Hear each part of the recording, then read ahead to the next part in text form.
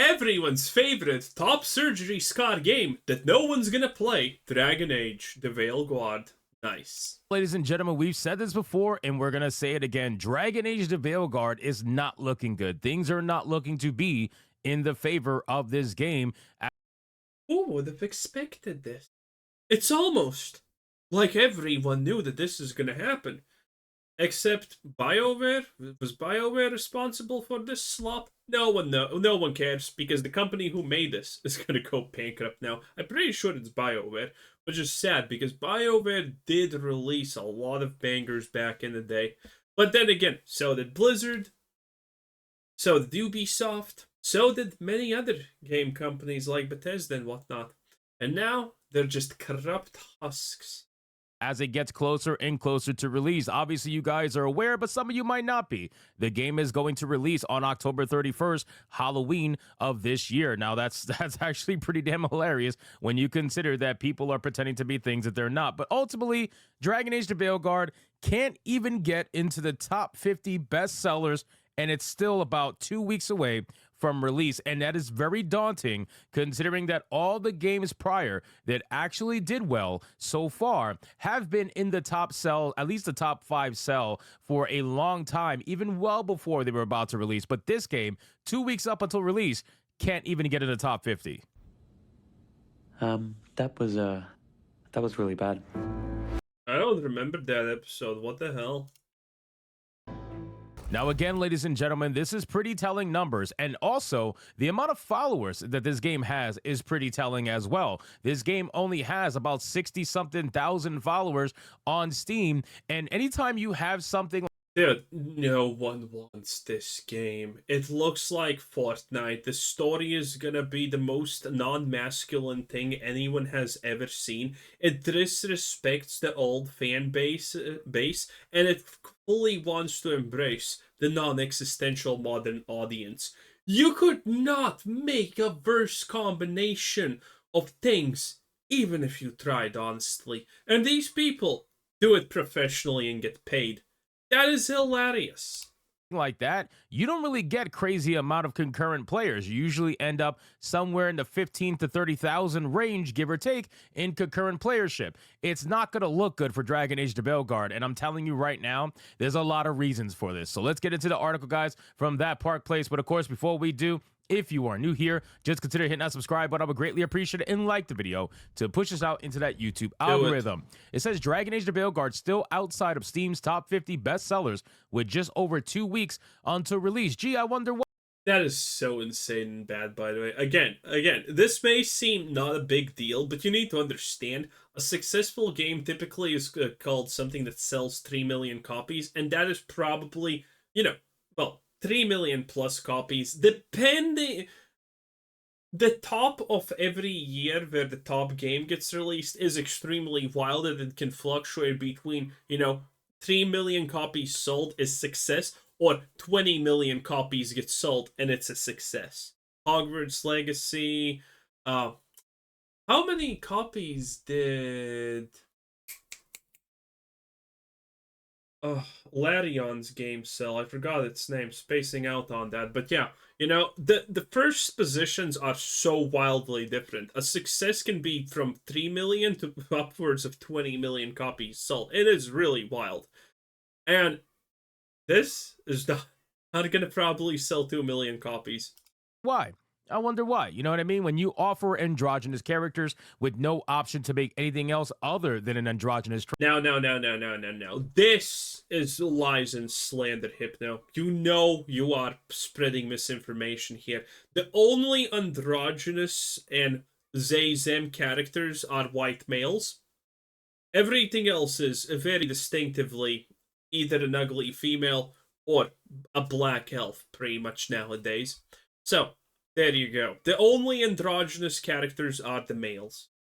Trans character, when you offer a story that is not going to be a continuation of what people have done in the last 3 games, when you say world states don't matter, when you suddenly start to push ideologies that weren't in the original games, and then try to pass it off as it was always there. You know what I mean? It's the most dumbest thing. Sounds like a literal Games Workshop type of move. And yet here... Or Blizzard type of move. We are still experiencing it in modern day because these people are retarded. I really don't know what else to say other than that. True. BioWare's look what they did to the Qunari, bro. I can never get over what they did to The evil-looking demon creatures, by the way. Beautiful. Just beautiful. Also, if you haven't seen this before, find a post where some person just shrinks every character's head a little bit, because you can't point it out, but every time you look at Dragon Age Veilguard character, there's something off about them, and turns out it's because their heads are literally 20% larger than they should be, and that makes them, you know, hard to perceive if you're not looking for it, but it makes everything look just so much worse. Qunari, man. This is the biggest travesty I have ever seen in gaming in a long time. Well, evil people can't look evil because there's no such thing as evil, except Trump supporters. Those ones are really evil. Oh. BioWare's upcoming Dragon Age: The Veilguard still remains outside Steam's top 50 bestsellers, as the game releases in just over 2 weeks. SteamDB reports that Dragon Age: The Veilguard has moved up the charts, but not significantly. The game currently sits in the 57th position in Steam top sellers and is just inside the top 30 on the most wishlisted upcoming Steam games in 28th position. A little less than a month ago, the game was just 38th on Steam's DB's most wishlisted upcoming Steam games and 80th in the top sellers. That was on September 20th. Of note, many of the games that were ahead of it on the most wishlisted upcoming Steam games list have indeed come out, such as Dragon Ball Sparking Zero, which, by the way, Dragon Ball Sparking Zero, killing it. I think it hit like 125 some odd thousand concurrent players. Absolutely insane. Wow. Very well done. Metaphor Refantasio also killing it. I think like 70 something thousand concurrent. Dude, Brazil is single-handedly just bankrolling everything Dragon Ball in this world, okay? You honestly, you just need to market in Brazil, and that's it. You can ignore every other place in the world. Brazil single-handedly, my boys are gonna absolutely just float that Dragon Ball ship on their own. Current players, well done. Throne and Liberty, God of War Ragnarok, The Forever Winter, and Silent Hill 2.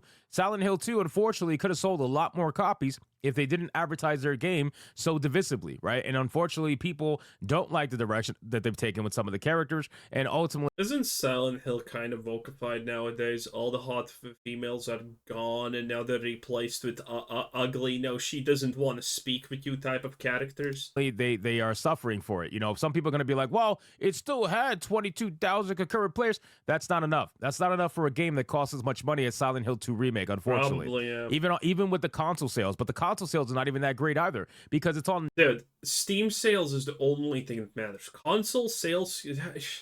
I don't care if a game is number 1 on Xbox or number 1 on PlayStation. That literally means no one's playing it.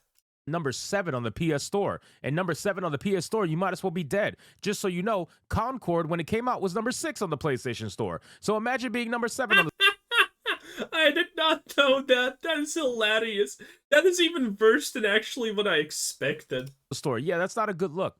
So the game's movement from 38th to 28th is likely because the games have come out that were above it rather than it actually receiving significantly more wish lists. In fact, as noted above, the game only saw an increase of just 1,887 more followers in the last 7 days. It has only seen an increase of just 6,149 followers. Also, the funny part is these followers are probably people who just don't want to miss when the game launches and they can make fun of it.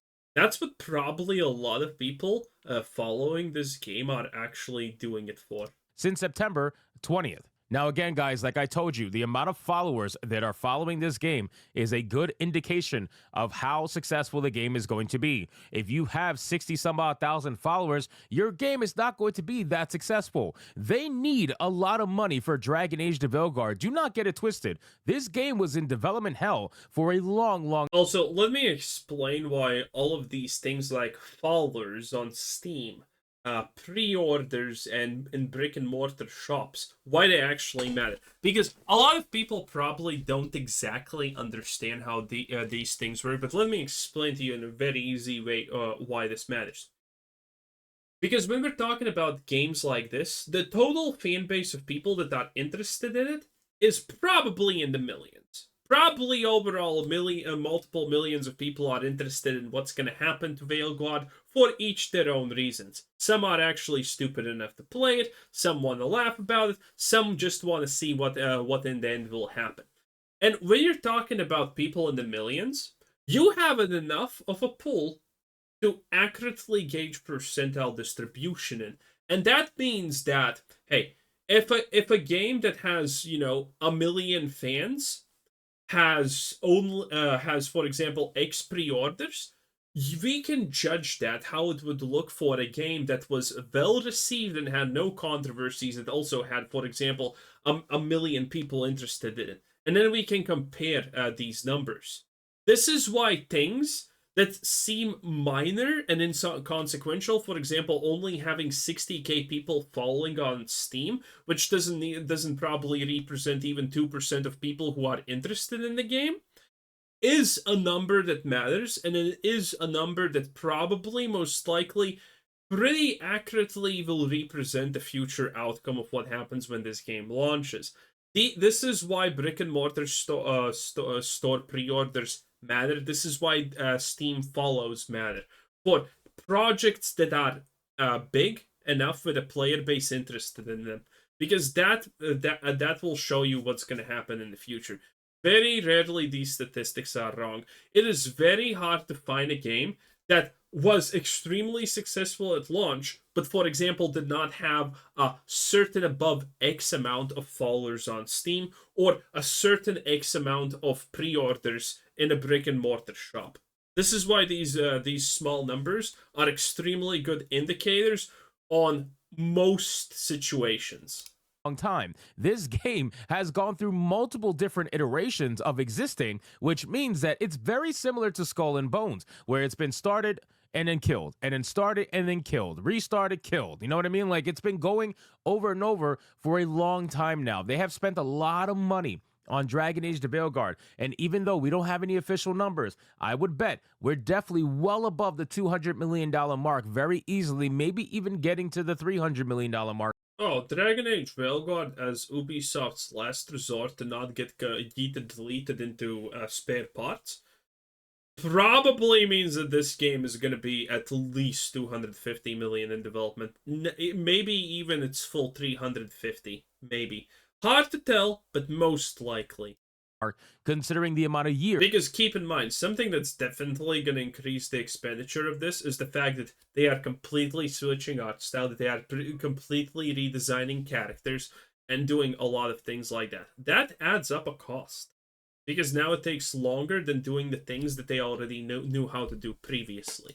Years that went into developing this game and the amount of times that they had to restart it. It says not only does it appear to be tracking well, but a couple of the aforementioned games that were ahead of it are finding fantastic success on Steam and will clearly compete with it, even though they might not be in the same. No, this is a bad way to understand these statistics. Okay, look, Metamorph Fantasio, I have never heard about this. This thing has a very obscure fan base. This thing is not something big, okay? The fact that it contends and outshines Dragon Age in Steam follows this by this much means that this is just an extremely successful thing. It doesn't mean that Dragon Age Veilguard is going to be successful.